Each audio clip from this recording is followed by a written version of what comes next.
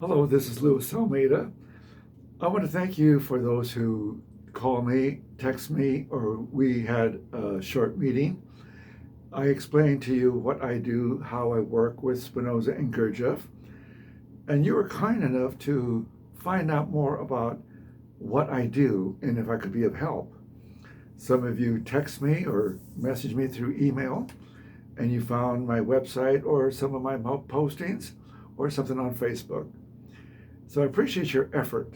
Some of you have had Spinoza or Gurdjieff on the shelf for a number of years and maybe have been involved in a group, or maybe you've studied Spinoza on your own for a number of years and have been quite good at it. I met a young man, well, yes, a young man in comparison to my age, who lives in Australia.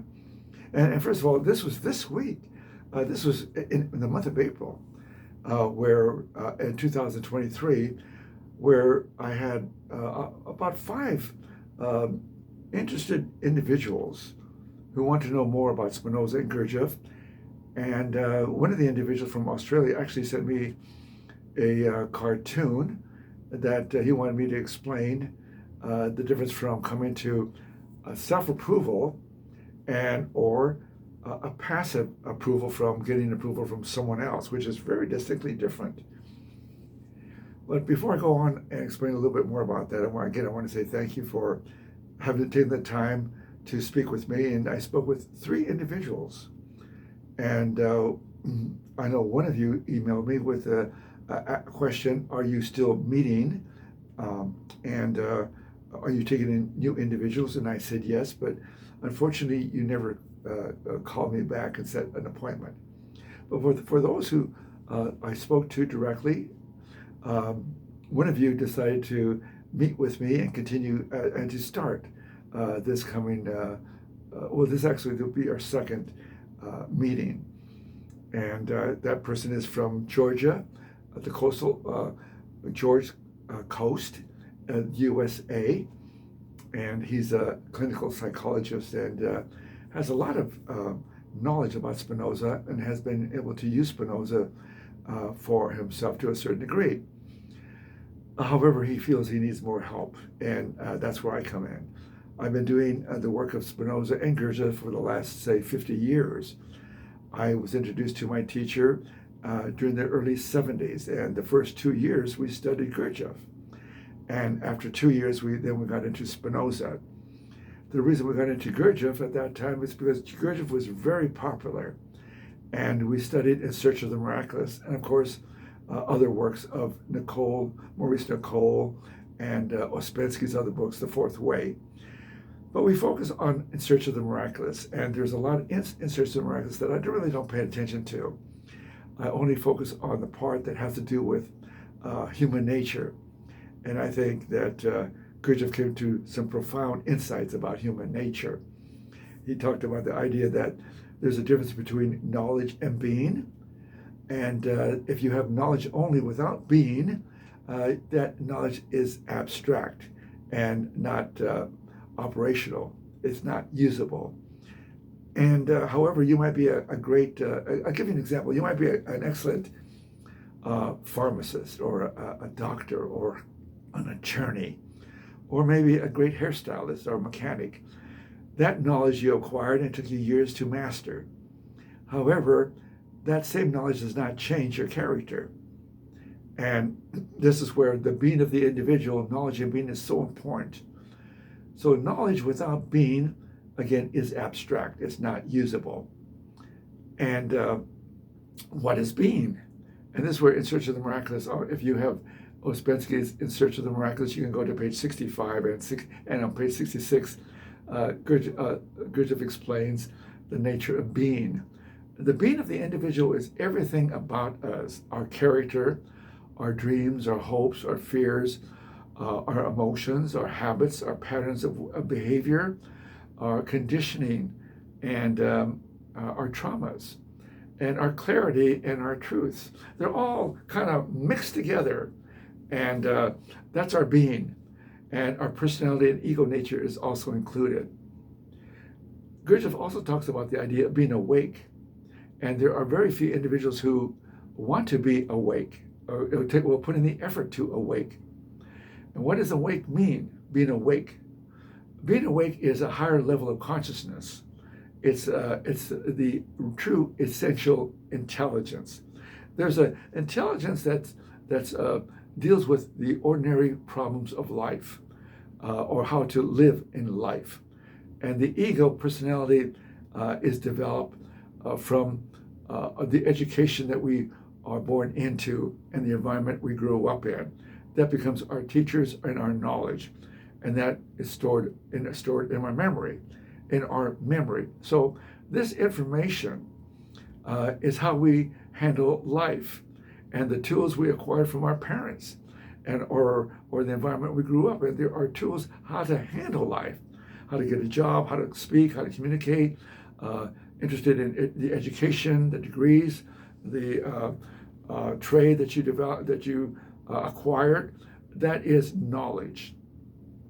Again, that knowledge does not change your character or your life, your emotions. Now, Spinoza gives us a method, and there are 5 parts of Spinoza: the part of God, the part of the mind, the part of the emotions, and also another part of called human bondage, and the 5th part is called human freedom. Now, prior to the 5 parts of the ethics is called the improvement of our understanding.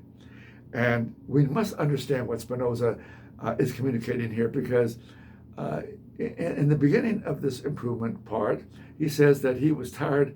It's a little biographical about how he acquired or what steps he did to improve his understanding. And what does it mean to improve our understanding? It means that our mind has a level of understanding, but it's not enough to help us come to true happiness and fulfillment and have a direct connection with God. Now, Spinoza's ethic is totally spiritual. It's not intellectual. Of course, there are many so-called scholars, academic scholars, who study Spinoza and talk about Spinoza and teach Spinoza. There will be a professor in the university, and they study philosophy and teach Spinoza. However, they don't practice Spinoza, so it's all theoretical. It's all intellectual. And this is knowledge without understanding. What does it mean to understand? Now, this is where another part of the mind is operating. And I'll give you an example. On Proposition 1, the third part of the ethics, Spinoza talks about the mind in certain cases is active, and in certain cases the mind is passive. Excuse me. Let me take a little drink of water. I'm getting a little thirsty and hoarse. Oh, that's good. Now, the active part is the clear thinking part. It applies reason and intuition to improve our understanding. So the understanding of the mind is the active part of the mind. It always wants to improve. It took me, say, 50 years to continue to improve my understanding, and I hope to live to be another 30 years. I'm 81, going towards 82. And so I want to live to be, say, 110. That sounds ridiculous, doesn't it? But I read about a lady who lived to be 106, and she was pretty coherent. So that is promising. Anyway, the idea of an active mind is the active thinking mind. Its ideas reflect reality. And one of the individuals I was speaking to was really connected with everything I mentioned, and he had all the answers. However, having the answer and having memory is not enough. Memorizing the ethics, having the answer is really good, but it's not good enough. What you must have is understanding.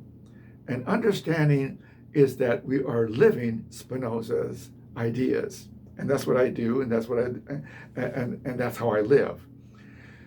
Spinoza says the more we understand our emotions, the more we understand God. What does that mean? Well, it means that when you understand anger, when you understand hate and pain and desire, those specific four emotions, because they are triggered every time that your desires or your expectations are not met. You'll go directly into pain. Say I was still talking to my partner Margaret. We've been together for going on 8 years. And she had an experience at the grocery store today, and she was telling me she was online there. She was behind a lady that was older and confused about she didn't know how to fill out. She was making a check. Her check did not cover the expenses or the products, the food that she was purchasing, or she did not have enough funds. And so they had to call management. It took about 10 minutes, and there was a long line behind her. And so she felt pain because she didn't know what to do. She felt helpless. Pain is a feeling of powerlessness. As Spinoza definition, less perfection. Less perfection and reality are synonymous to Spinoza. It means that we're not able to deal with reality right now. Our desire is not met. So Margaret, her desire was to go through the checkout as quickly as possible, and she wanted to get back to where I was. However, this lady interrupted that desire. So now she had pain. And when you have pain, you automatically go into hate. And what is the definition of hate? Hate is pain accompanied by the idea of an external cause. In this case, the lady in front of her was the cause. She believed the cause of Margaret's pain. And from pain you go to hate. From hate you go into anger. What is anger? A desire to remove our pain. The definition is desire. Anger is desire whereby through hatred we are induced to remove or destroy or walk away from the object of our hate. So there's anger.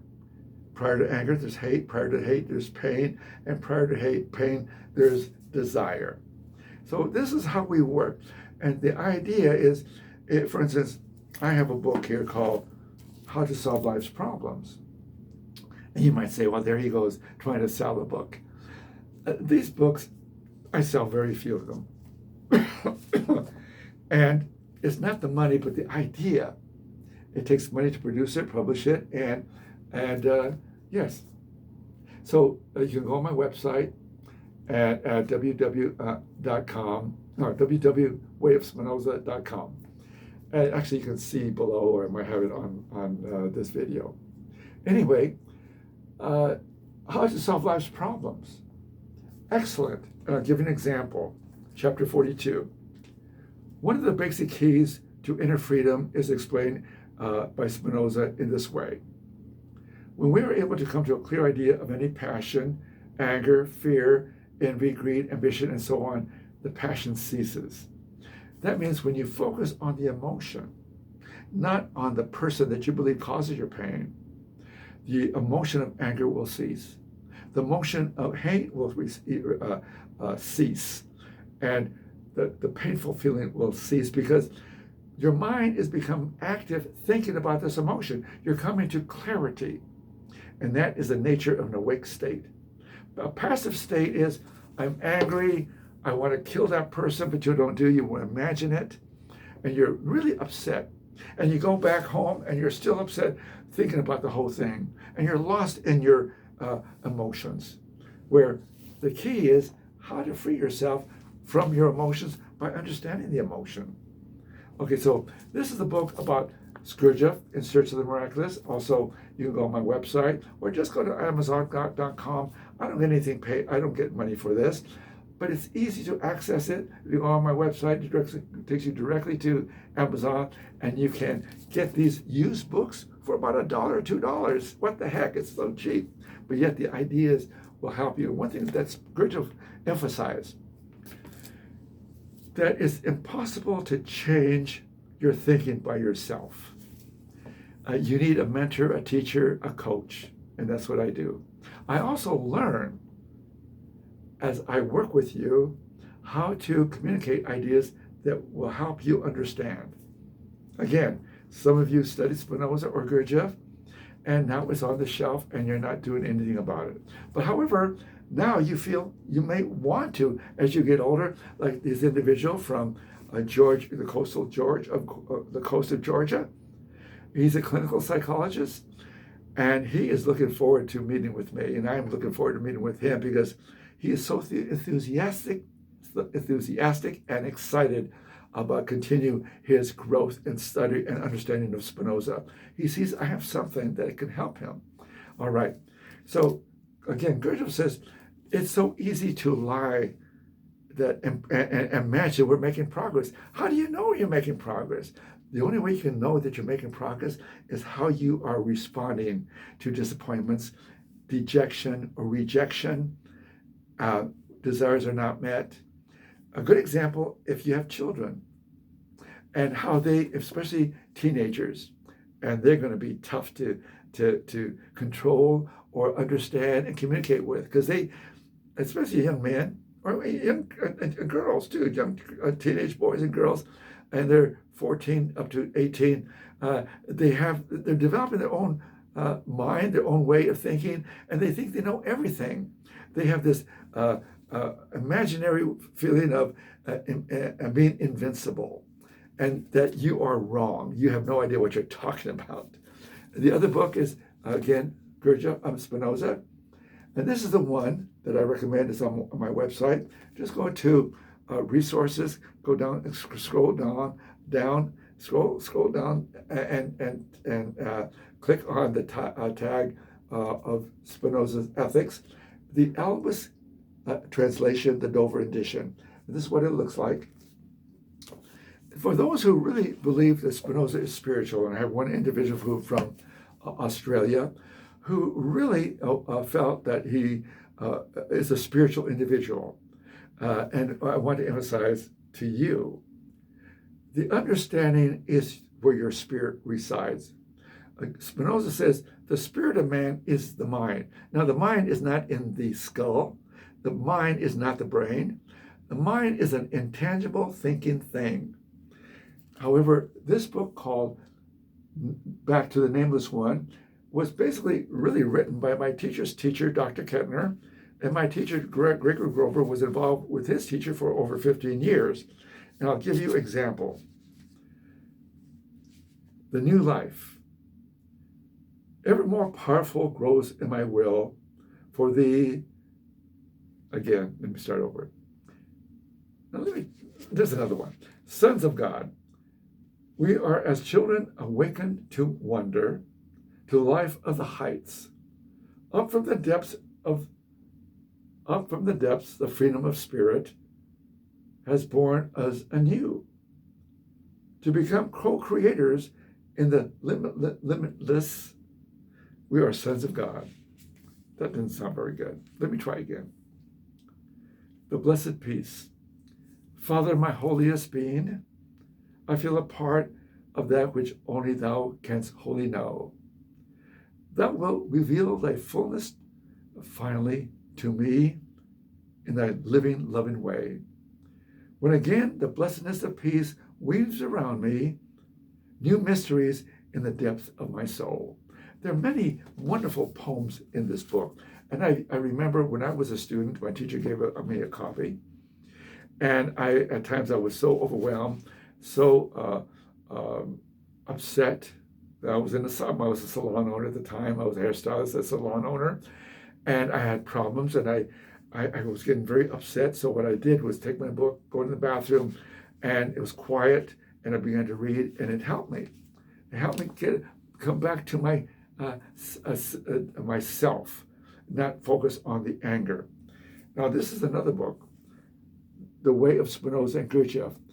This book is about case studies of how of students that I've worked with, current and former students, how they use Spinoza and Gurdjieff. And this individual, I'll give you an example. Carol embracing Spinoza. Carol's increased power of understanding had a positive effect on her son, Ted. She really recently received a poem from him on her birthday, and I asked if she would allow me to share it. I wanted to give other people the opportunity to see how this work has changed Carol's life and how you can experience dynamic growth in mind and spirit once you embrace the effort. It takes effort to understand this work. Some of you have trades. You might be a landscape person. It takes a lot of effort to learn the business, learn the landscaping properly, and to manage your money and then manage your crew. If you're a teacher or a psychologist or a therapist, it takes years of study. You master that work. Likewise, it takes years of study to master Spinoza, to become a master of yourself, to master Gurdjieff. So I hope to hear from you. And I hope you purchase some of these books for your own sake.